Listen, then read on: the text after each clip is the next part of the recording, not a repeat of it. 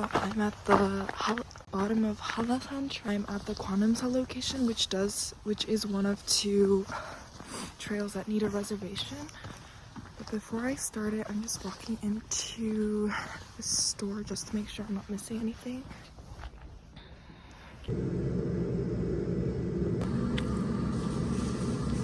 So I just had a humble roll of kimbap. Not a lot of ingredients in it, but just enough to get me going. I also got this hat because I was just missing a hat. I have everything. I have my gaiters, I have my trekking poles, and iGens. So we are heading up to the entrance, and at the entrance you have to show them your QR code. And I think they let about 400 people a day on this trail. Unfortunately, I'm just happy that they opened it today because it is peak winter season and they do close for bad weather.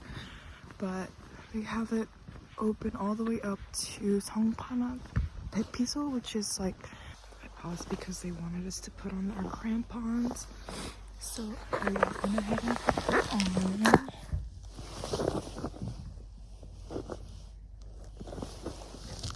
I got my checkers ready to roll.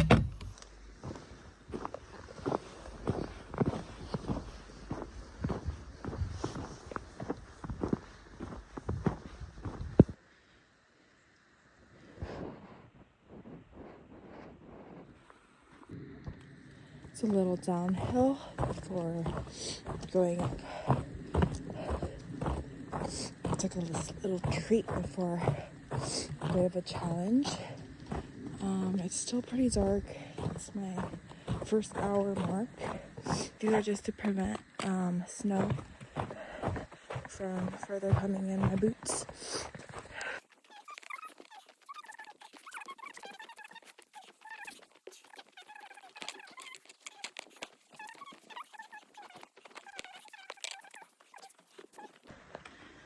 Sun's starting to come up. I think precise sunrise time is 7:23.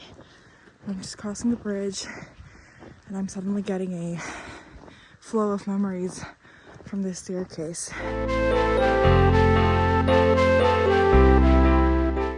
Let's see how we do with this.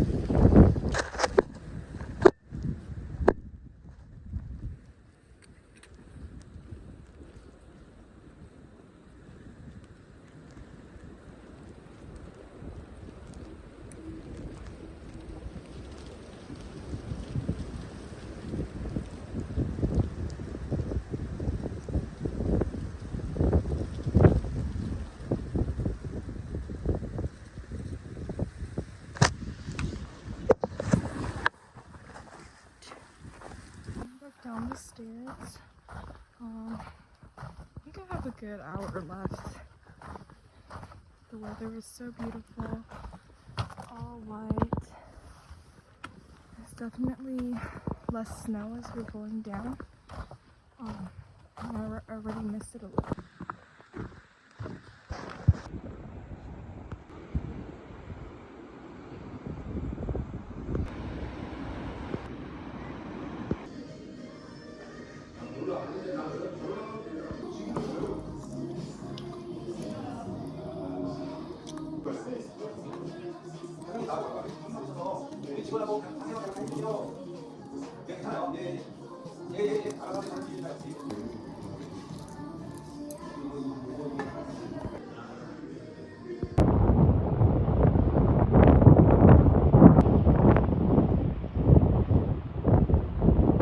So here I just wanted to provide some information with visuals regarding Mount Hallasan.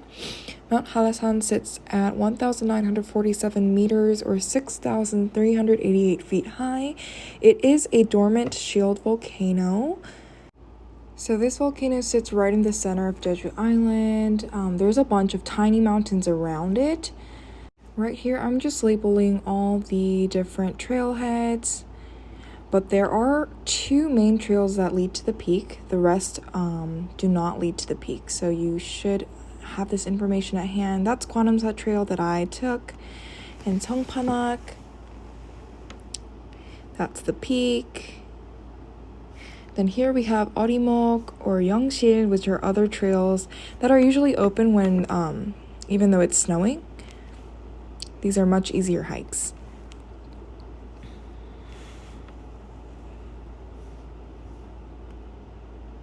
So here I'm kind of labeling where the crater lake is.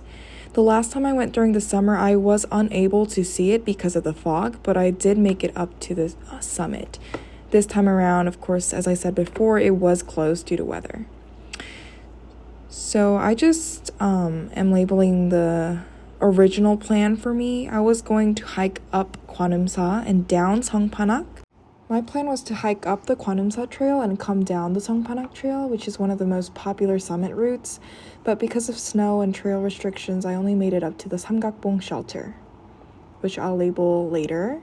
Gwanamsa Trail to the summit takes about 8.7 kilometers, which is 5.4 miles one way, and elevation gain is about 1,000 plus meters. Gwanamsa Trail is the most challenging trail, I think, out of all of these because of how steep it is. But because of its steepness, it does take shorter time than the Songpanak Trail, which is about 9.6 kilometers or 6 miles one way. So the whole thing would take roughly 7 to 9 hours. It's very long. It's more forested, and with the gradual incline, it's considered the more easier summit route. Yeah, so that plan didn't work out because on the 10th, there was some snow, but it's okay, it worked out. Okay, made another boo-boo here. I meant to label this on the Gwanamsa Trail, but I'm labeling the shelter that I had to stop at. It's called the Samgakbong shelter. It's about 6 kilometers or 3.7 miles from the trailhead. Elevation was roughly 1,500 meters. So this is the higher section towards the crater. And it closes in the winter, especially this day. It closed because of the ice and high winds. Parts of the trails were icy when I went, and the wooden stair sections would have been dangerous without my crampons. Another reason why the Samgakbong shelter is so important is because it acts as a filter by closing at certain times to make sure visitors don't get stuck at the peak. So during the winter times, people who are hiking have to make it past this shelter by 11:30 for them to safely make it down on time. I think in the summer it's around 12 or 1 p.m., but that's very important information you should keep in mind. Yeah, once you pass this point, it's about 1 to 2 hours left, but it's very steep and just stairs after stairs. Overall, if you are planning to hike Hallasan, I just recommend you make reservations early, check weather conditions, and start early.